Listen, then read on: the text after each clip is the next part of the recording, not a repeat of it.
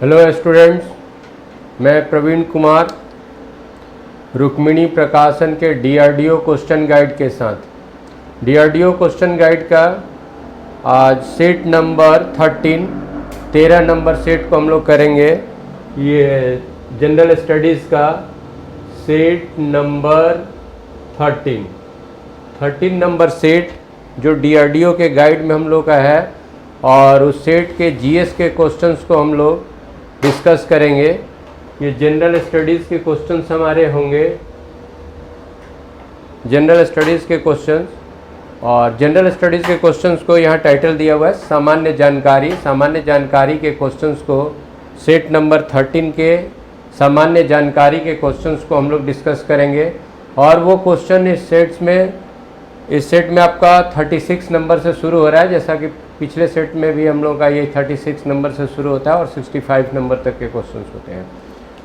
पहला क्वेश्चन है, भाखड़ा नांगल संयुक्त परियोजना है, यानी भाखड़ा नांगल परियोजना से संबंधित जो राज्य हैं वो राज्य कौन है, ये हम लोग को चुनना है। भाखड़ा नांगल संयुक्त परियोजना है तो 36 में हरियाणा, ये हरियाणा पंजाब राजस्थान का है और हरियाणा पंजाब राजस्थान ए पर है, इसलिए 36 का आंसर हम लोग का ए होगा।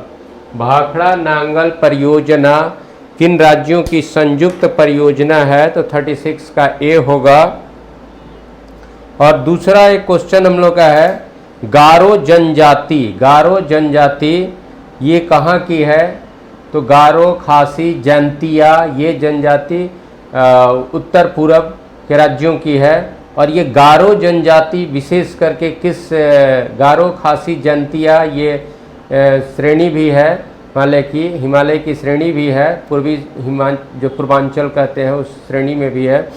और गारो, खासी, जैंतिया जनजाति भी है, तो उसमें से गारो पूछा है, तो गारो विशेष रूप कहाँ से, तो मेघालय का। गारो मेघालय का, तो 37 का आंसर डी होगा। 37 का आंसर हम लोग का डी होगा। और फिर नेक्स्ट क्वेश्चन हम लोग का है 38 नंबर, उसमें है एसडीआर में आर शब्द का से क्या तात्पर्य है।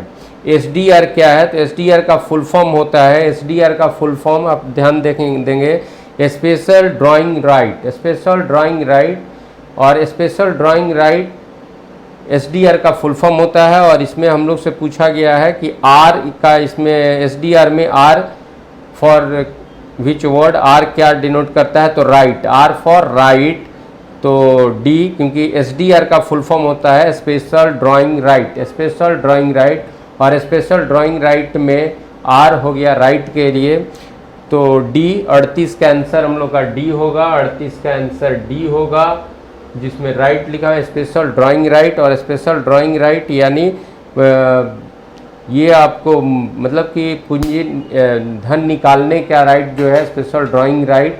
और ये इसलिए एसडीआर को, एसडीआर ये पेपर है, एसडीआर को गोल्ड के नाम से, पेपर गोल्ड के नाम से भी जाना जाता है। एसडीआर को पेपर गोल्ड के नाम से जाना जाता है। तो एसडीआर का फुल फॉर्म हो गया स्पेशल ड्राइंग राइट, और उसमें आर फॉर राइट हुआ, तो डी आंसर हुआ। और 39 नंबर क्वेश्चन हम लोग का है, रेगुर नाम है। रेगुर, रेगुर किस मिट्टी को रेगुर भी कहते हैं, तो काली मिट्टी को रेगुर भी कहा जाता है, तो 39 का आंसर बी हुआ। 39 का आंसर बी हुआ। और फिर हम लोग 40 नंबर पे आएंगे, शिवालिक श्रेणी का निर्माण। शिवालिक श्रेणी हिमालय का जो सबसे आउटर मोस्ट, सबसे जो दक्षिणी श्रेणी है, सबसे उसको हम लोग, या बाह्य हिमालय को शिवालिक भी कहते हैं।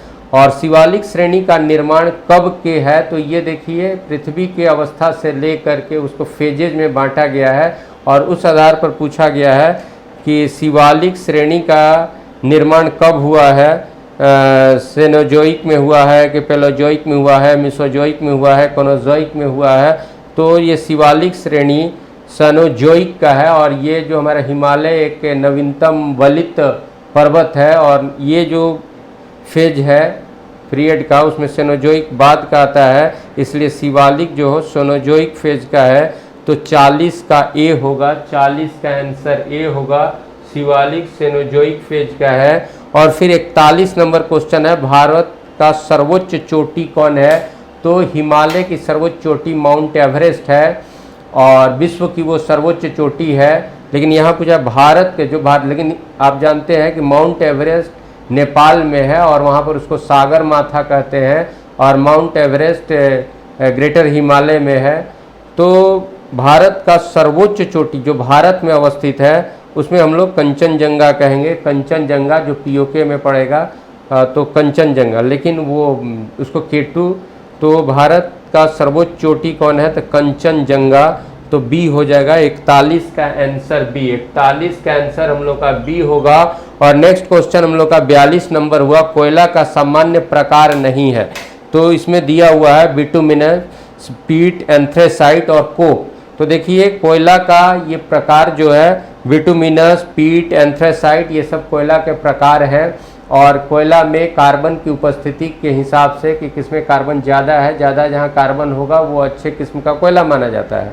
तो एंथ्रेसाइट, पीट और बिटुमिनस ये सब जो है, बिटुमिनस ये सब जो है हमारा कोयला का प्रकार है। और एक है कोक। कोक जो है ये आर्टिफिशियल रूप से कोयला बनाया जाता है। ये नेचुरली जो कोयला होता है उसमें कोक उसका प्रकार नहीं होता है। और यहाँ है कोयला का सामान्य प्रकार नहीं है, इसलिए ये डी होगा, कोक होगा। तो 42 का आंसर हम लोग का डी हो जाएगा। और नेक्स्ट हमारा 43 नंबर क्वेश्चन है, मृदा संरक्षण वह प्रक्रम है। मृदा संरक्षण किसको कहते हैं, तो मृदा संरक्षण वह प्रक्रम है जिसमें मृदा के क्षय को रोका जाता है। यानी मृदा के क्षय को रोकने के लिए, मृदा के नुकसान को रोकने के लिए जो स्टेप हम लोग उठाते हैं या जो किया जाता है उसको मृदा संरक्षण, मृदा माने मिट्टी, मिट्टी संरक्षण, मृदा संरक्षण कहा जाता है। तो ये सिंपल सा क्वेश्चन है। तो 43 का आंसर डी हुआ। 43 का आंसर हम लोग का डी हो जाएगा। और नेक्स्ट हम लोग का क्वेश्चन है, नेक्स्ट क्वेश्चन जो हम लोग का है वो है 44 नंबर, टेरा रोसा का प्रारूप की विकास उस भूभाग में होता है। टेरा रोसा एक लैंडस्केप होगा, तो एक टेरा रोसा कहाँ होता है, टेरा रोसा का विकास किस तरह के भूभाग में होता है। तो टेरा रोसा जहाँ पर चूना पत्थर होगा, लाइम स्टोन होगा, वहाँ टेरा रोसा का विकास किस भूभाग में होगा, तो लाइम स्टोन एरिया में टेरा रोसा का विकास होता है। तो ये 44 का आंसर हम लोग का ए होगा। 44 का आंसर ए होगा। और नेक्स्ट क्वेश्चन हम लोग का 45 नंबर ठहरता है, अवसादी सेलों के लिए निम्नांकित में कौन सा कथन असत्य है। अवसादी चट्टानों के लिए, चट्टान आग्नेय चट्टान होता है, अवसादी चट्टान होता है, रूपांतरित चट्टान होता है। तो अवसादी चट्टान जो है, अवसादी चट्टान के लिए, अवसादी यानी कि अवसाद से जो बनता है, यानी डिपोजिशन से बनता है। किसी भी फिजिकल जो हमारे एजेंट्स हैं उनके द्वारा ला करके कोई चीज़ जमा होते रहता है और लंबे समय तक जमा रहता है, और उसके बाद भू संचलन और अन्य प्रक्रियाओं के कारण वो चट्टान में परिवर्तित होता है। तो यहाँ है, अवसादी सेलों के लिए निम्नांकित में कौन सा कथन असत्य है। ये सेल जल में नहीं निर्मित हो सकती, ये सेल स्तरों में निक्षेपित हैं। एक ए से ही पढ़ते हैं, ये वे सेल हैं जिनका संरचना ताप और दाब पर निर्भर करता है। तो ये तो ठीक है। ये सेल अक्रिस्टलीय होते हैं, उसमें क्रिस्टल रवा नहीं होता, क्रिस्टल नहीं होता है उसमें, ये भी सही है। ये सेल स्तरों से निक्षेपित होते हैं, स्तर में लेयर टू लेयर होता है, ये भी सही है। और ये सेल जल में नहीं निर्मित हो सकती, ऐसा नहीं है। और इसलिए 45 का आंसर डी होगा। जल में भी ये हो सकता है, जल में नहीं निर्मित हो सकती, ऐसा नहीं है। तो 45 का आंसर डी होगा। 45 का आंसर हम लोग का डी होगा। और नेक्स्ट क्वेश्चन 46 नंबर क्वेश्चन में बिहार से संबंधित ये क्वेश्चन है। बिहार के पहले निर्दलीय मुख्यमंत्री कौन हुए, बिहार के पहली महिला मुख्यमंत्री कौन, बिहार के प्रथम भारतीय राज्यपाल कौन हुए, बिहार के प्रथम मुख्य न्यायाधीश कौन हुए, और पटना उच्च न्यायालय की पहली महिला मुख्य न्यायाधीश कौन हुई। ये सब इधर एक कॉलम दिया हुआ है जिससे मिलाना है। तो बिहार के पहले निर्दलीय मुख्यमंत्री, तो ये आपको ई ऑप्शन में है, महामाया प्रसाद सिंह पहले निर्दलीय मुख्यमंत्री हो गए।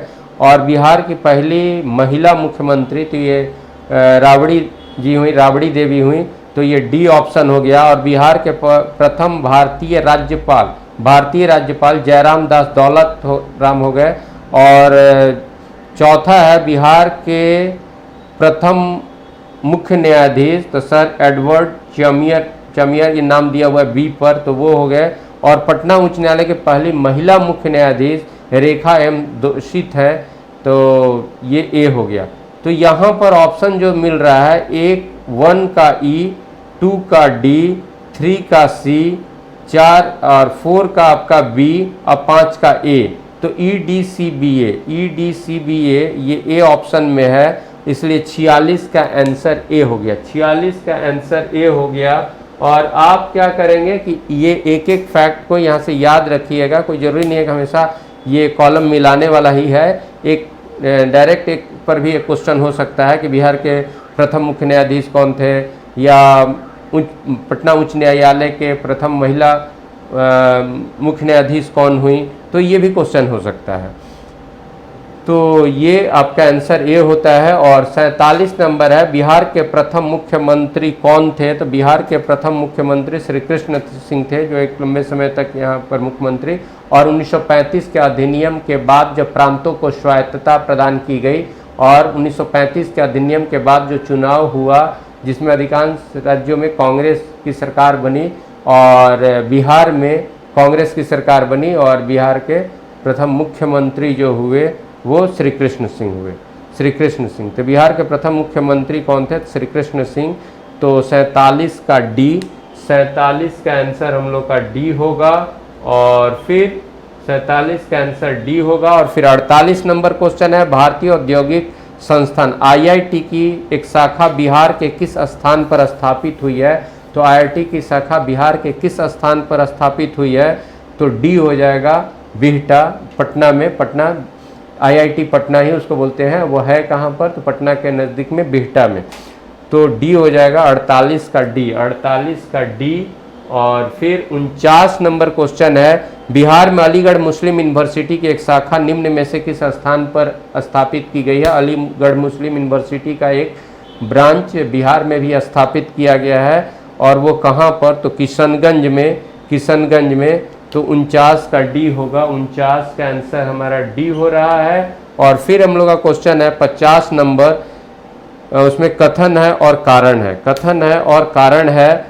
सांसद एवं विधायक अदालतों में प्रैक्टिस कर सकते हैं, ये स्टेटमेंट हुआ। और उसके बाद उसका रीज़न दिया हुआ है, बार काउंसिल ऑफ इंडिया का नियम 49 उन पर लागू नहीं होता। बार काउंसिल ऑफ इंडिया 49 नियम, बार काउंसिल ऑफ इंडिया का जो नियम 49 है उन पर लागू नहीं होता, क्योंकि उनका वेतन एवं भत्ता अस्थायी होता है। और ये कथन भी सही है, और उसका ये कथन क्यों सही है, वो कारण भी सही है, इसलिए ये आंसर हो जाएगा। कथन और कारण दोनों सही है, एवं कारण कथन की उचित व्याख्या करता है। तो 50 का आंसर हम लोग का ए होगा, 50 का आंसर ए होगा। और फिर हम लोग 51 नंबर क्वेश्चन देखेंगे, उसमें है आनुवंशिकता के नियम के जन्मदाता कौन है? तो डार्विन, लेमार्क, ग्रेगर मेंडल। तो मेंडल कीजिए, आनुवंशिकता के नियम के जन्मदाता ग्रेगर मेंडल। तो सी, 51 का सी होगा, 51 का सी होगा। और 52 नंबर है, पौधे का मुख्य प्रकाश संश्लेषी अंग कौन होता है? तो फोटोसिंथेसिस कहाँ होता है? तो पत्ते में। तो पौधे का मुख्य प्रकाश संश्लेषी अंग कौन है? स्तंभ, पुष्प, मूल और पत्ती दिया हुआ है। तो 52 का आंसर सी होगा। प्रकाश संश्लेषण लीफ में, पत्ता में, तो इसलिए सी होगा, 52 का आंसर सी, 52 का आंसर हम लोग का सी होगा। और फिर हम लोग का है 53 नंबर क्वेश्चन, धातु आयनों की पहचान के लिए कौन सी गैस प्रयोग में लाई जाती है? धातु आयनों के पहचान के लिए कौन सा गैस प्रयोग में लाया जाता है? देखिए, कोई धातु पर क्या आयन की स्थिति है और कितना वो आयनाइज हो सकता है, इसके लिए जिस गैस का प्रयोग किया जाता है वो H2S है, इसलिए 53 का आंसर हमारा सी होगा, 53 का आंसर सी होगा। और 54 है, साबुन बनाने में तेल के साथ क्या मिलाया जाता है? तो साबुन बनाने में तेल के साथ कास्टिक सोडा मिलाया जाता है, कास्टिक सोडा। तो 54 का आंसर हमारा बी होगा। 54 का आंसर बी कास्टिक सोडा होगा। और 55 है प्रतिरोधी बनाने के लिए किसी यौगिक में उसका किसका उपयोग किया जाएगा, यानी उसको अवरोधी बनाने में किसका उपयोग किया जाएगा, पूर्ति अवरोधी बनाने में किसका उपयोग किया जाएगा, यौगिक में किसका उपयोग किया जाएगा, तो फ्लोरीन का है, फ्लोरीन होगा। तो 55 का ए, 55 का आंसर हम लोग का ए होगा। और फिर हम लोग देखते हैं 56 नंबर क्वेश्चन, कौन सा धातु द्रव अवस्था में पाया जाता है। तो मात्र एक धातु है जो द्रव अवस्था में पाया जाता है, वह पारा, और उसका सिंबल Hg हुआ। तो कौन सी धातु द्रव अवस्था में पाया जाता है, तो 56 का डी, 56 का आंसर हम लोग का डी करेंगे। और 57 नंबर क्वेश्चन जो हम लोग का है, नीचे दिए गए तत्वों में से कौन सी एक ही आवर्त में नहीं है, एक ही आवर्त में नहीं है, कौन सा जो है, तो आवर्त में आप देखेंगे इसमें क्लोरीन, ब्रोमीन और आयोडीन, कौन सा तत्व जो है एक ही आवर्त में नहीं है, तो इसमें ए हो जाए क्लोरीन, ब्रोमीन और आयोडीन। तो ए 57 का। अब किस तरह से आवर्त में तत्वों का अरेंजमेंट होता है उस आधार पर आप जान रहे हैं, इलेक्ट्रॉनिक कॉन्फ़िगरेशन के आधार पर। तो ये आपका हो जाएगा ये कार्बन, नाइट्रोजन, ऑक्सीजन, ये तो बढ़ते हुए आवर्त में होगा, ऑक्सीजन भी हो जाएगा। और क्लोरीन, ब्रोमीन, आयोडीन, ये आप देख रहे हैं, ये इनका कॉन्फ़िगरेशन दूर का है, इसलिए ए होगा। और 57 का आंसर ए, 57 का आंसर हम लोग का ए हो गया। और 58 नंबर क्वेश्चन है, खाने वाले सोडा केक बनाने के प्रयोग में कौन सी गैस आवश्यक होती है, तो कार्बन डाइऑक्साइड। खाने वाला सोडा केक बनाने में कार्बन डाइऑक्साइड गैस की ज़रूरत होती है, आवश्यक होती है, तो ये बी होगा। तो 58 का आंसर बी, 58 का आंसर आपका बी। और फिर है 59 नंबर क्वेश्चन, पोटासियम के एक इलेक्ट्रॉन की हानि होने पर एक धन पोटेशियम बनता है, पोटेशियम का परमाणु भार क्या होगा, पोटेशियम का परमाणु भार क्या होगा। फिर से क्वेश्चन देखिएगा, पोटेशियम के एक इलेक्ट्रॉन की हानि होने पर, पोटेशियम का एक इलेक्ट्रॉन अगर निकल जाएगा, तो पोटेशियम पर किसी भी चीज़ का एक इलेक्ट्रॉन निकलेगा तो उस पर क्या होगा, एक किसी पर भी अगर एक इलेक्ट्रॉन अगर उससे निकाला जाएगा तो एक पॉजिटिव चार्ज हो जाएगा, पॉजिटिव चार्ज हो जाएगा।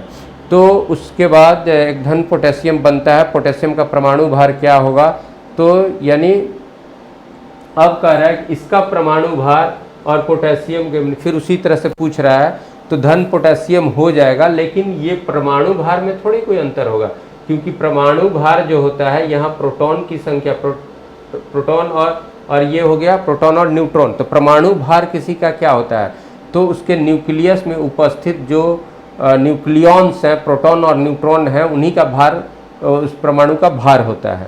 तो उससे इलेक्ट्रॉन, और इलेक्ट्रॉन तो भारहीन होता है, तो इलेक्ट्रॉन के निकलने से ना तो परमाणु संख्या प्रभावित होगी, ना परमाणु भार प्रभावित होगा, और ना ही परमाणु द्रव्यमान संख्या प्रभावित होगा।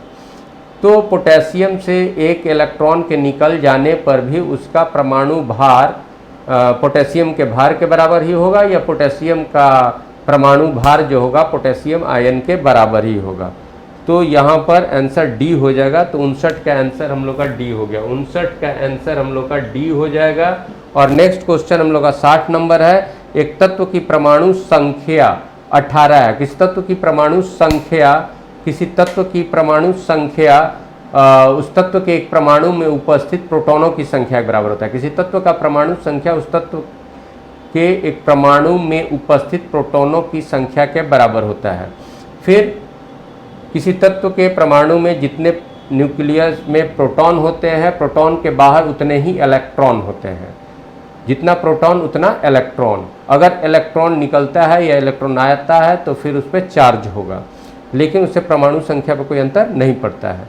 और सामान्य रूप से जब भी अगर उस पर कोई आयन चार्ज नहीं है तो जितना प्रोटॉन है उतना इलेक्ट्रॉन है। अब ये पूछ रहा है एक तत्व की परमाणु संख्या 18 है तो उसके बाह्यतम कक्षा में इलेक्ट्रॉन की संख्या कितनी होगी। तो परमाणु संख्या 18 है, यानी नंबर ऑफ प्रोटॉन्स उसके एक परमाणु में 18 है, तो उसके परमाणु में 18 इलेक्ट्रॉन भी होगा। तो 18 इलेक्ट्रॉन का जब हम कॉन्फ़िगरेशन लिखेंगे, मान लो कि सेल कॉन्फ़िगरेशन ऑर्बिटल कॉन्फ़िगरेशन ही लिखते हैं तो 18, तो 18 का जब हम लिखेंगे तो क्या लिखेंगे 2 8 8, तो 72 कक्षा कौन हुआ, तीसरी कक्षा हुआ। तो तीसरे कक्षा में इलेक्ट्रॉनों की संख्या कितनी होगी, 8 होगी। तो किसी तत्व के परमाणु संख्या 18 है तो उसके 72 कक्षा में इलेक्ट्रॉन की संख्या कितनी होगी, तो 2 8 8 लिखाएगा, 2 8 8, क्योंकि फर्स्ट ऑर्बिट में 2 से ज़्यादा नहीं हो सकता है, सेकंड ऑर्बिट में 8 से ज़्यादा नहीं हो सकता है, और थर्ड ऑर्बिट में 18 तक हो सकता है, थर्ड ऑर्बिट में 18 तक हो सकता है। लेकिन ये भी है कि जो 72 है उसमें 8 से अधिक नहीं होगा, और सेकंड जो लास्ट होगा उसमें 18 से अधिक नहीं होगा, वो अलग बात है। लेकिन यहाँ पर तो कोई हमारा रूल टूट नहीं रहा, ना 18 से ज़्यादा हो रहा है ना कुछ। तो ये जब 18 होगा तो 2 8 8 लिखेंगे, तो 72 कक्षा में इलेक्ट्रॉनों की संख्या 8 होगी, तो डी, तो 60 का आंसर हम लोग का डी हो जाएगा, 60 का आंसर हम लोग का डी हो जाएगा, 60 का आंसर डी होगा। अब हम लोग नेक्स्ट क्वेश्चन देखेंगे, 60 का आंसर हम लोग का डी हो गया 8, 60 का आंसर हो गया डी। अब नेक्स्ट जो हम लोग का होगा 61 नंबर क्वेश्चन नंबर 61, एक देश के सर्वोच्च साहित्य सम्मान ज्ञानपीठ पुरस्कार के लिए चयनित कवि अकीथम किस भाषा के ख्याति लब्ध रचनाकार है। तो देश के सर्वोच्च साहित्य सम्मान ज्ञानपीठ पुरस्कार के लिए चयनित कवि, ये 2019 का ज्ञानपीठ पुरस्कार, यहाँ पर आप नोट कर लेंगे, 2019 का ज्ञानपीठ पुरस्कार मलयालम भाषा के मलयाली कवि अकीथम को दिया गया है, मलयाली कवि अकीथम को दिया गया है। तो वही पूछ रहा है किस भाषा के हैं, तो मलयालम के हैं। तो ये किस वर्ष का दिया गया है, 2019 का। तो 2019 का ज्ञानपीठ पुरस्कार किसे दिया गया है, तो मलयाली कवि यानी मलयालम भाषा के कवि अकीथम को दिया गया है। और तो 61 का आंसर सी हो जाएगा, मलयालम, 61 का आंसर सी हो जाएगा, 61 का आंसर सी होगा मलयालम। और नेक्स्ट क्वेश्चन हम लोग का है 62 नंबर, निम्नांकित में से किसे भारतीय नौसेना की पहली महिला पायलट बनने का श्रेय हाल ही में प्राप्त हुआ है। भारतीय नौसेना आप जान लेते हैं, हमारे सेना 3, हमारा डिफेंस 3 में बटा हुआ है, स्थल सेना, नौसेना और वायुसेना। तो वायुसेना में ही पायलट और वायुसेना में ही फाइटर्स होते हैं, यानी फाइटर प्लेन उड़ाने वाले वायुसेना में होते हैं। लेकिन इसके साथ साथ थल सेना और नौसेना का भी अपना एक एयर विंग होता है। तो निम्नांकित में से भारतीय नौसेना की पहली महिला पायलट बनने का श्रेय किसको मिला है, तो ये करंट न्यूज़ है, शिवांगी स्वरूप को नौसेना, भारतीय नौसेना यानी नेवी के पहली महिला पायलट होने का श्रेय जाता है शिवांगी स्वरूप को। तो 62 का आंसर बी, 62 का आंसर हमारा बी हो जाएगा। और फिर हम लोग 63 नंबर क्वेश्चन देखते हैं, ये भी करंट का है। निम्न कथनों पर विचार कीजिए, भारतीय थल सेना द्वारा हाल ही में इजरायल निर्मित टैंक रोधी स्पाइक मिसाइल का मध्य प्रदेश के मेहू में सफल परीक्षण किया गया, ये तो सही कथन है। स्पाइक 5वीं पीढ़ी की टैंक रोधी मिसाइल है जो 5 किलोमीटर की दूरी तक किसी लक्ष्य को भेद सकती है, ये गलत है। ये 5 स्पाइक जो है इजराइल की है, लेकिन ये 5वीं पीढ़ी का नहीं है, 5th जनरेशन नहीं है, ये 4th जनरेशन का मिसाइल है, 4th जनरेशन का है। इसलिए ये स्टेटमेंट 2 जो है वो स्टेटमेंट सेकंड जो है वो गलत हो रहा है। अब थर्ड देखेंगे, भारत ऐसे 33वां देश है जो इस मिसाइल का इस्तेमाल करने जा रहा है। स्पाइक को जम्मू कश्मीर के उत्तरी कमान के युद्ध क्षेत्र में नियंत्रण रेखा पर तैनात किया गया है, ये भी सही है। तो इस तरह से 1 और 3 सही हुआ, और 1 और 3 हमारा डी ऑप्शन पर बनता है, डी ऑप्शन पर रखा गया है, इसलिए 63 का आंसर हम लोग का डी होगा, 63 का आंसर डी हुआ। और फिर 64 नंबर क्वेश्चन है, 1986 बैच की भारतीय सिविल लेखा सेवा अधिकारी, ये भी सिविल सर्विसेज का जो ज्वाइंट एग्ज़ाम होता है उसमें एलाइड सर्विस होता है, Indian account and audit service, और उसका भी 2 विंग होता है, सिविल अकाउंट ऑडिट और एक डिफेंस अकाउंटेंट ऑडिट का। तो भारतीय 1986 बैच की भारतीय सिविल लेखा सेवा अधिकारी कौन है जिन्हें देश का 24वां नियंत्रक महालेखा नियंत्रक नियुक्त किया गया है? वो नियंत्रक महालेखा परीक्षक होता है, कैग हो जाता है, और ये एक संवैधानिक पद है जिसकी नियुक्ति राष्ट्रपति के द्वारा की जाती है। और कैग का जो कार्यकाल होता है वो नियुक्ति से 6 वर्ष की अवधि या 65 वर्ष की आयु तक, जो पहले पूरा हो तब तक वो अपने पद पे रहता है। और ये हमेशा सिविल सर्वेंट्स ही नियुक्त होते हैं, उसमें बाहर के या तो IAS होंगे या इंडियन अकाउंटेंट ऑडिट सर्विस वाले होंगे, यानी सिविल सर्वेंट्स ही होते हैं। तो 1986 बैच की भारतीय सिविल लेखा सेवा अधिकारी कौन है जिन्हें देश का 24वां महालेखा नियंत्रक परीक्षक या नियंत्रक नियुक्त किया गया है? तो वो नाम है सोमा राय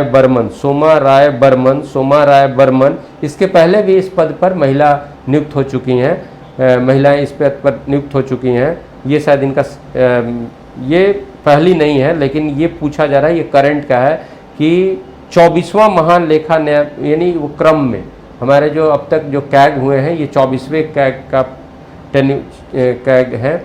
तो 24वां कैग के रूप में 24वां कंट्रोलर एंड अकाउंटेंट जनरल के रूप में, ऑडिटर एंड अकाउंटेंट जनरल के रूप में जिसकी नियुक्ति हुई है वो कौन है? तो सोमा राय बर्मन।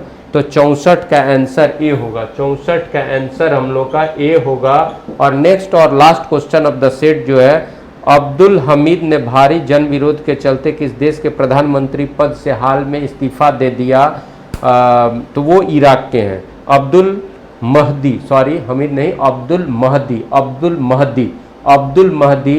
जो हाल ही में भारी जन विरोध के चलते प्रधानमंत्री पद से इस्तीफा दिए, वो कहाँ के प्रधानमंत्री थे जो हाल ही में उन्होंने जन विरोध के कारण इस्तीफा दिया? वो इराक के थे।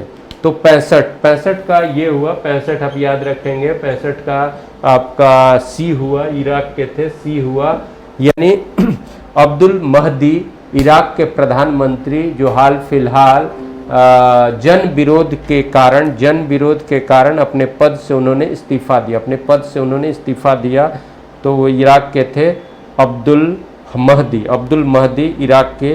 तो 65 का आंसर सी हो रहा है। और इस सेट के क्वेश्चंस हम लोग का कंप्लीट होता है, और फिर अगले सेट के साथ फिर हम लोग आएंगे, अगले सेट के क्वेश्चंस को डिस्कस करेंगे। Thank you.